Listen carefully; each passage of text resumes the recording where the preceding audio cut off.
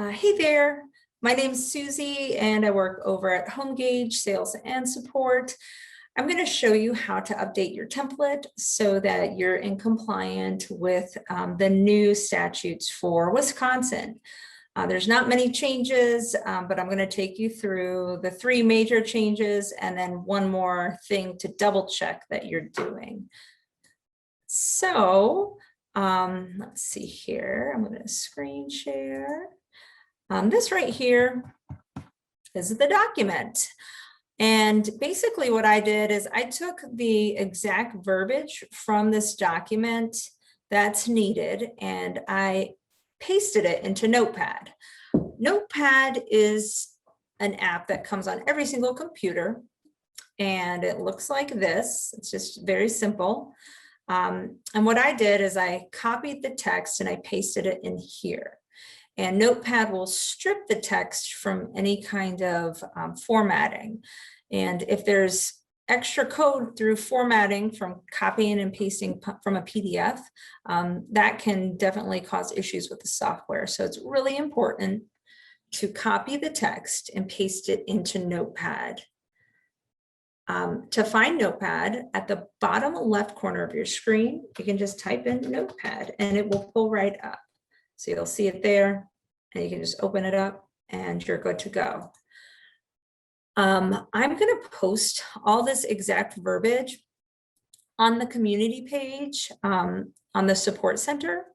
So when I have the recorded link to this little webinar, I'm going to post also this exact verbiage. So you can just copy and paste from there if you'd like.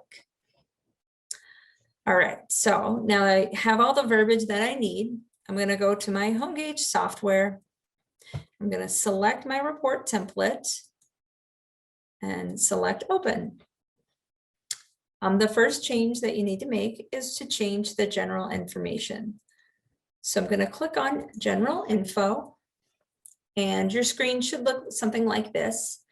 I've got the comment key and definitions loaded up.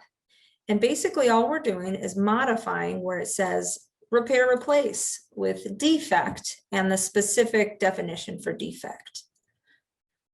So what we're going to do is we're going to click the eraser and it's just going to clear the text out of there. And that's just so I can see it. Once we make the change, I'm going to pull back in the new changed comment so everybody can see. Next, you're going to click on the magic wand, the one to the left. That's going to pull up your auto comment library. And we're going to scroll until we see the comment for comment key and definitions. I see it there and I'm going to click on it so it turns blue. You'll notice that there's a Y in the last column under auto. That is important because everybody's templates are going to be a little different. And I just want to make sure that you are all editing the proper comment. So you definitely want the one that's going to show up with a Y. The Y there under column auto just indicates that it will be in the report as soon as you open the template. It's already pre-selected. So once it's highlighted, you're going to click the wrench up here to the right. And this is the box where you're going to scroll to repair, replace. And you can just highlight that and hit the backspace so it clears it out. Now I'm going to go to Notepad and I'm going to highlight the first section for defect. I'll right click and select copy, or you can go to your keyboard and do Control-C, whichever you feel like doing. And then I'll just minimize that and I'm back to my software where I'm just going to go in to the comment and click paste. So that's added in there, but I'm going to highlight it as well. Select bold and select the underline just so it's consistent with the other comments. Now we're done with this step and I'm just going to click OK. So the change has been made. I'm going to actually drop it into the reporting software so everybody can see. So I'm going to click the X next to comment key and then insert as one comment.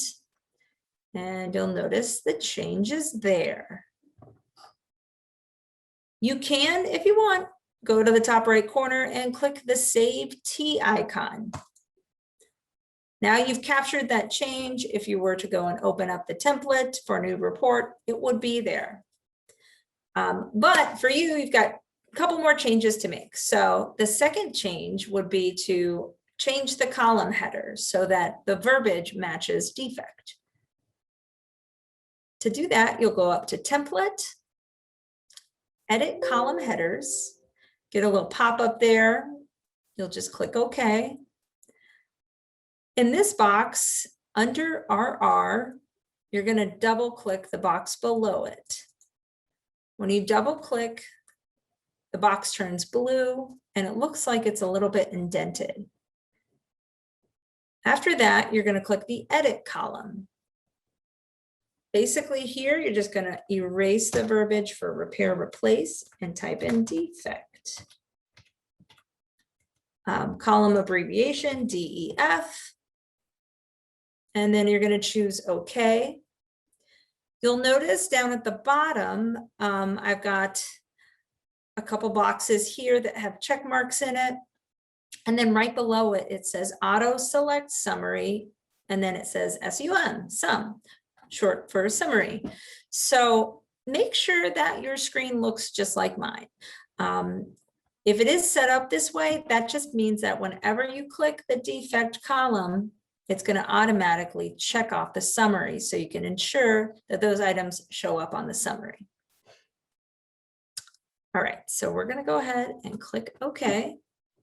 You'll get another warning that just says you've made a significant change, and we're good with that. So we're going to click OK.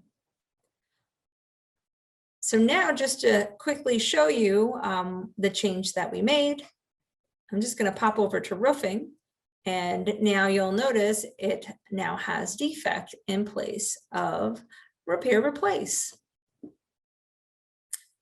So that was change number 2.